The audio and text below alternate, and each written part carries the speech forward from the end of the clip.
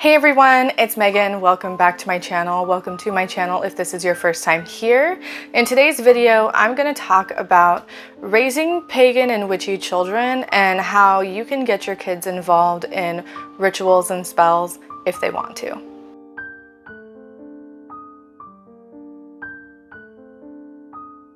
So this topic was brought about by one of you. Someone requested, I'm sorry, I can't remember who it was, but somebody asked how to get your children involved in rituals and spells. And so I thought I would talk about it because I'm a mom myself. So in this video, I want to talk about differences in pagan parenting versus your typical American parenting, I guess, or Christian parenting. I want to talk about the different values that pagans can instill in their children, and then I'm going to give you loads of ideas on how you can get your kids involved in ritual if that's what they want to do. So on a personal note first, while I'm a mom, my child isn't too interested in joining rituals and the more formal aspects that I have of my pagan practice. She is interested in spell work and divination and different things like that, but I only encourage her to join in with the things that she's interested in. So if she has no interest in learning about prayer or learning about different deities and rituals for Sabbath celebrations and things like that, I'm not going to push the issue. But I think that's an important part of raising pagan children, is to give them the option. Many of us didn't have that choice when we were kids. We weren't taught about different religions. We were only taught about the religion that our parents or our guardians or whoever believed or practiced at the time. So in my opinion, part of raising pagan kids and witchy children is to give them the choice and let them know that they have the power, they have autonomy, and they can choose to follow the beliefs that they hold. As a personal disclaimer, because I feel like I need to, take these tips and apply them to your family in the way that works for you. You know your family, you know your kids, you know what they're capable of. So if I suggest to let your child light a candle, but you don't feel like your child is capable of lighting a candle, or they're not for whatever reason, then obviously don't let your kid light a candle. It's fire, it's dangerous. So please exercise discernment and your own family style in applying these tips to your life. So the first thing that I want to talk about is understanding pagan values.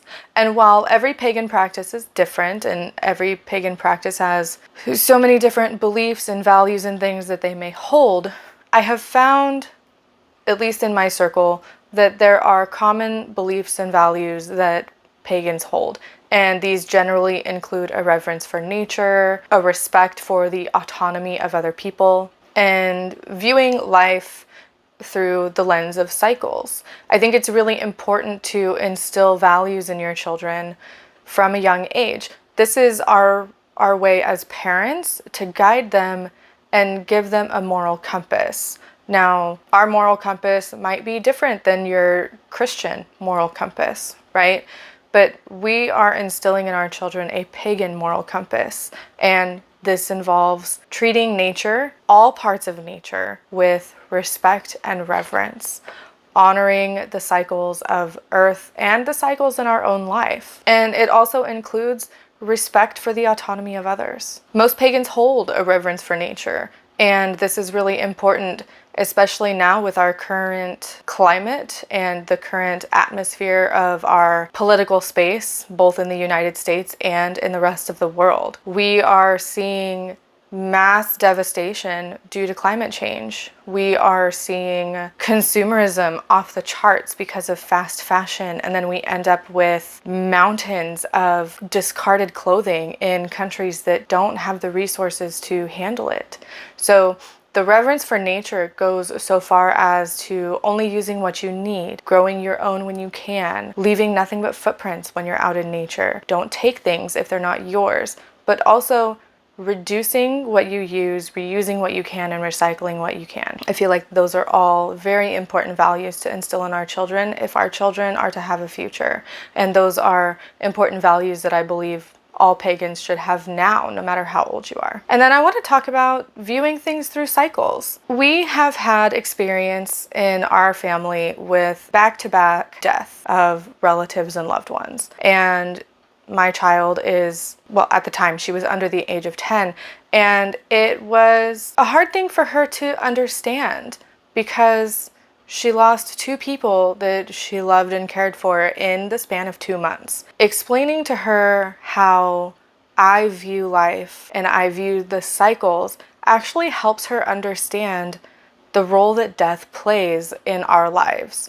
And I come from a tradition or a belief system that believes in reincarnation. You know, we live one life on this earth, we die, and we come back and live another life. And so helping her to understand the concept of reincarnation and helping to guide her through the different beliefs that the loved ones that we lost held in regard to death and life really helped her see that while death is scary and death can be intimidating and sad and devastating, it can also be a good thing. It can be part of the cycles that we all go through. And so giving her the understanding of not only my beliefs on death, but also the beliefs of others, helped her to sort of formulate her own beliefs on what she thinks happens when we die.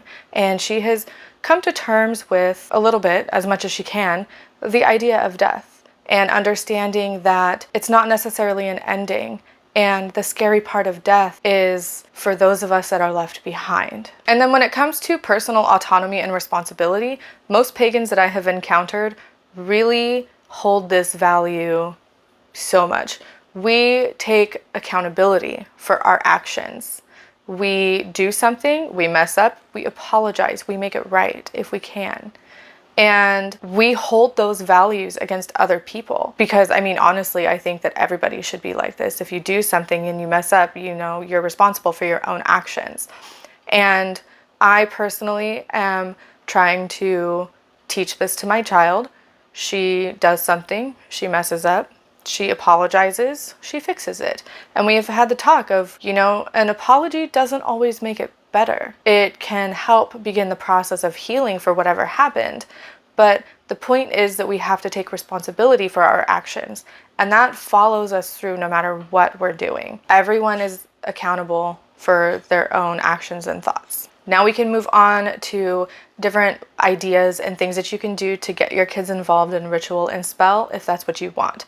And the first thing that I have is to make your home environment magical. And what I mean by this is that kids are natural learners. Kids will see something that they're interested in and go learn more about it. And they do this in multiple ways. Kids are tactile learners. If they see something interesting, they want to touch it and pick it up and feel it. They want to smell it if they're my kid.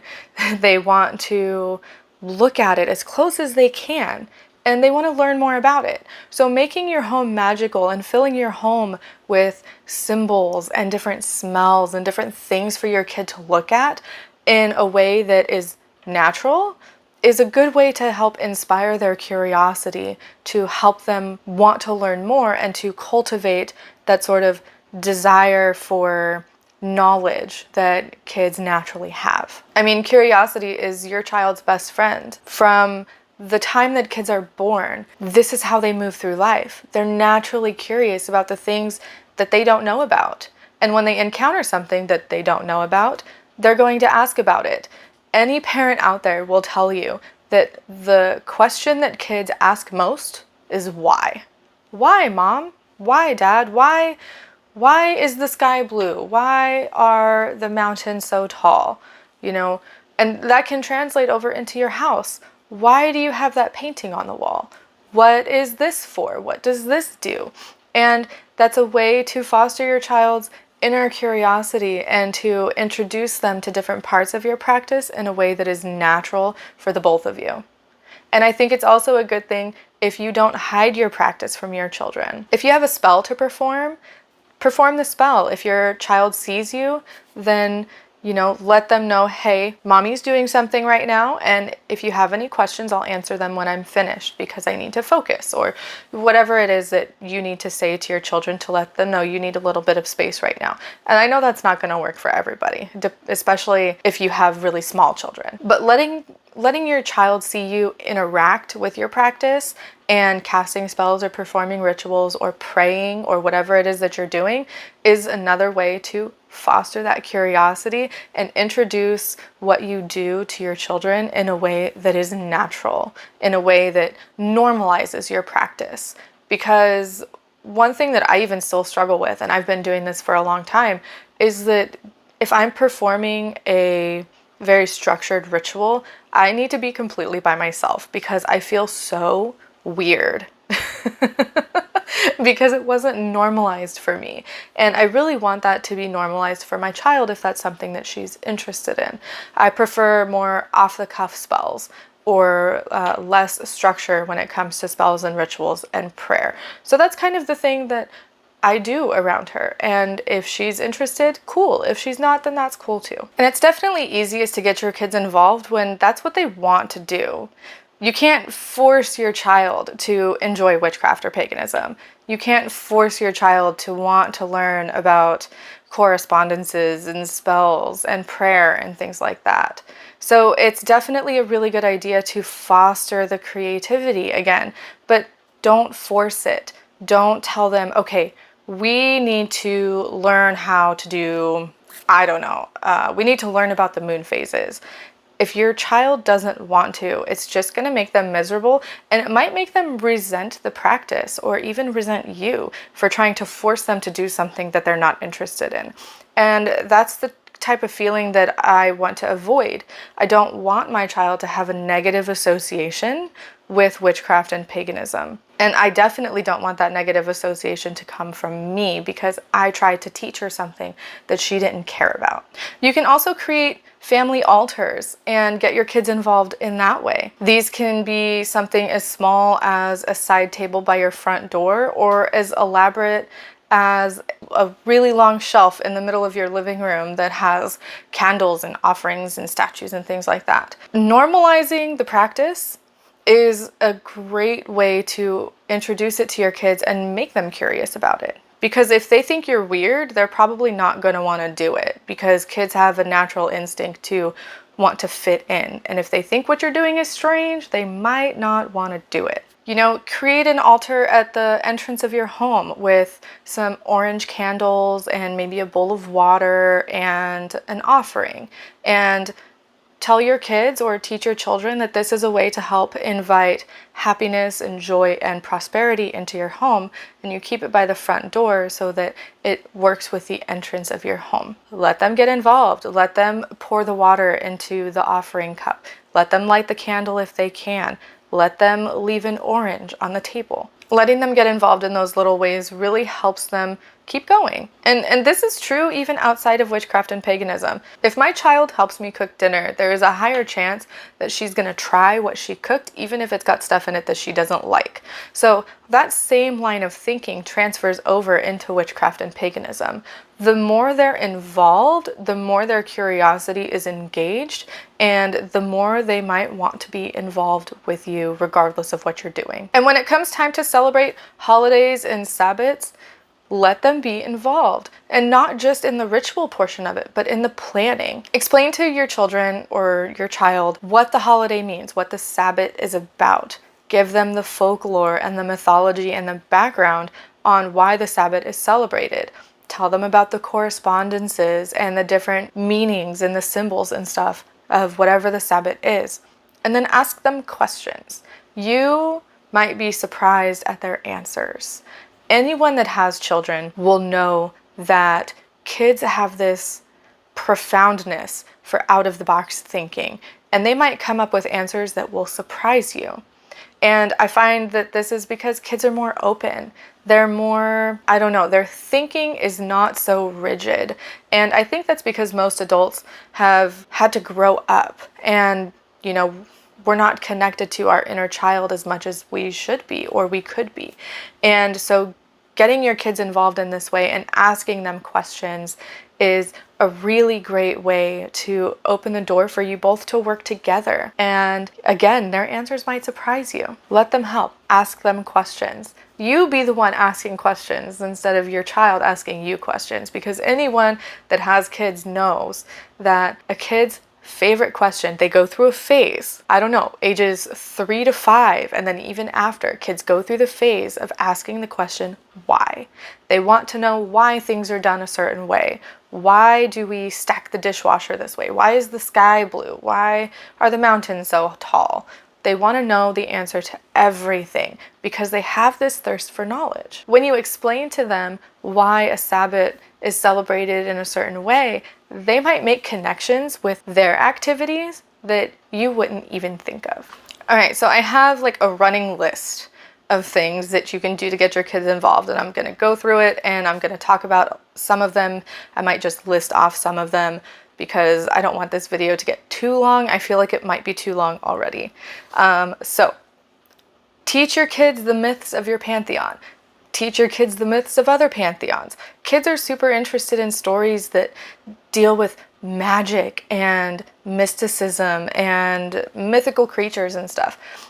A lot of our mythology deals with things like that. So there are actually books that you can get that talk about mythology in a way that is accessible for children. So you can get some of these books and use them as bedtime stories if they're appropriate. You know, don't read a potentially scary story to your kid at bedtime, but you know, you do you. But teach your kids the mythology of your pantheon and the pantheons that exist out in the world. There are so many, and I'm sure your child, the same way my child does, will enjoy learning about this mythology. Help your child create a very special spell candle. And this can be a spell candle for motivation when they need to clean their room. It can be a spell candle to help them focus during their homework. It can be a spell candle to help them relax before bedtime. Get involved in the process, but let them make most of the decisions. Let them choose the color that they find relaxing. Let them choose if it has a scent or not. Let them choose if they say a chant, and help them come up with one. Get them involved in crafting their own spell. And you can go a little further with that by helping them identify a problem that they have and then creating a magical solution. I did this with my child in one of my vlogs. You can find that up here or in the description below, where we identified one of her concerns and then we crafted a solution for it. She has trouble sleeping, so we created a sleep oil, and she uses the sleep oil when she has trouble sleeping. This can be used for basically anything. So help your child identify a problem or an issue that they have. Go through the mundane steps, of course, because magic doesn't solve everything, and then craft a spell or an amulet or something to help them solve that problem. Even just having conversations with your children about what they believe might surprise you, because we don't talk about these things usually. Not a lot anyway, not until we're in the middle of something that involves the beliefs. Have open discussions with your children about what they believe and compare and contrast your answers. Ask your child what they believe about the creation of the world, and then tell your child what you believe about the creation of the world, and see what happens.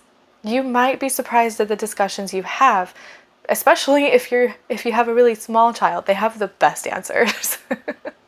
You can also invite them into your ritual space. And now this might be a little difficult if you cast formal circles, because we know the circle is not supposed to be broken. But if you don't cast formal circles and you're doing a ritual or you're casting a spell, invite your children into the space to watch and participate if they want to.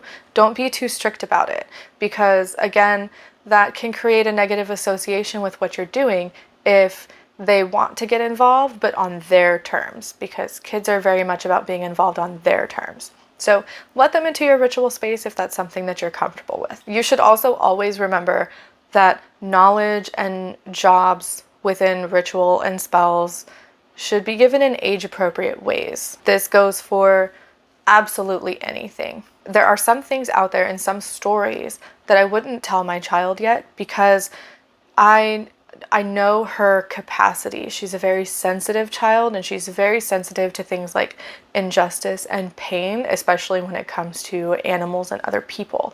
So right now, I wouldn't discuss the complexities of historical animal sacrifice from the Druids with her, because she just would not want to listen. She would shut it out because she's very sensitive to that type of thing. Instead, what I can do is discuss the complexities of modern day sacrifice and how we don't sacrifice animals anymore in my tradition. We instead sacrifice our time and our energy, and sometimes our food and some supplies that we have. Knowledge and tasks given should always be done in an age-appropriate way, and it is up to you as the parent to determine what that is for your children. And if they want to be involved in ritual or spells, there are some small jobs that you can give them to do depending on their age. They can light the candle. They can carry the offering. They can say the prayer or the chant or the incantation. They can choose the altar cloth. They can pour the libations. They can do so many different things that are small that still let them be involved without letting it be too high pressure. And don't forget that learning and being involved in these types of things should be fun, and it shouldn't be so serious or strict. And that's a surefire way to make sure your kids don't want to be involved. And the crafts and the rituals and spells that you do and the ways that you celebrate the holidays don't have to be so ceremonial, and they don't have to be so bland. I can't think of a better word to use for that in comparing the things that you can do with kids. We have done rituals where we baked cookies and we decorated the cookies as part of our offering for Sabbats and holidays. You can use arts and crafts, get them to color a picture or draw a picture about what the Sabbat means, or detailing part of a story that you told for the Sabbat to explain it. Get a little more creative with singing and dancing and drumming and just moving around and raising energy with your body. And it doesn't have to be pretty. It doesn't have to be cute. It can be jumping up and down and flapping your arms like a bird for, I don't know, the spring equinox to encourage fertility among the animals and the birds in your area. It doesn't have to be so serious. And you can get them involved in meditation and mindfulness. Even outside of ritual space in paganism and witchcraft, meditation and mindfulness are great things to teach children, and it's a great way for them to process their emotions and how they feel about certain things. And it's also a great practice for them to be more self-aware of their own actions and emotions and thoughts. So being a parent is about teaching your child and watching them learn and grow on their own terms.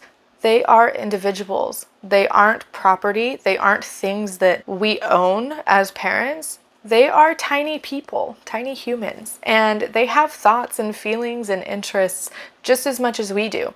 Being a parent is about encouraging that growth within them and fostering a sense of curiosity in a safe space for them to learn, and sometimes learn difficult lessons. And even if your child doesn't want to be involved in your witchcraft or pagan practice right now, continuing to be open about those things and not hiding it from them can still help you instill a sense of empathy for others and religious tolerance, because they may grow up to be Christian. They may grow up to be Catholic or Buddhist or whatever else. But being exposed to your faith and your practice as a pagan or a witch can help them foster tolerance for the beliefs of others as they move through their life. So even if they don't follow what you believe, living in a pagan household or a household with witches is still beneficial for them in the long run. As long as we're letting them live as individuals and develop on their own, then I feel that we're doing our job as parents to help grow and foster the next generation of people on this planet. So again, if you would like to hear the questions that I'm asked as a pagan parent, check out my video that I collabed with Bex with the Witch's Cookery. I'll leave it linked up here and in the description below. I will also leave her link for her video in the description below. I don't remember when we did this collaboration. I think it was like 2021 or something like that. But I definitely think that they're both worth watching. Thank you so much for watching this video. I hope you learned something new. I hope that if you are a parent, that you are encouraging your children to be curious about the world around them and to enjoy their individuality. If you have any parenting tips as a pagan, feel free to leave them in the comments below. I love talking about parenting as a pagan. Even though my child isn't fully interested right now, it's still, you know, I am a pagan parent and this is how I parent. So it's still relevant. If you would like to join a community of like-minded individuals, feel free to check out my forum where you can join for free and talk about witchcraft and divination and paganism and all kinds of different things. Follow me on social media. If you'd like to help support the channel and the podcast and my website, feel free to join me as a member. You can do that at roundthecauldron.com/join me. All of my members get special perks and things that go along with supporting the channel. You get exclusive first access to any video or other content that I release. There is a weekly podcast just for members called the Witch Weekly, I think is what I called it. I just started it. And I have a new membership level. It is the Plus membership. Anyone that joins me at the Plus membership gets a free monthly divination session that looks at the month ahead, and I'm working on some courses. So anybody that joins me at the Plus membership gets access to all of the courses that I release now and in the future. So again, follow me on social media, check out all the links in the description below. Make sure you give the video a thumbs up, hit the subscribe button if you haven't already, and ring the bell if you'd like to be notified of when I post a new video so you don't miss it. And I will talk to you next time. Bye.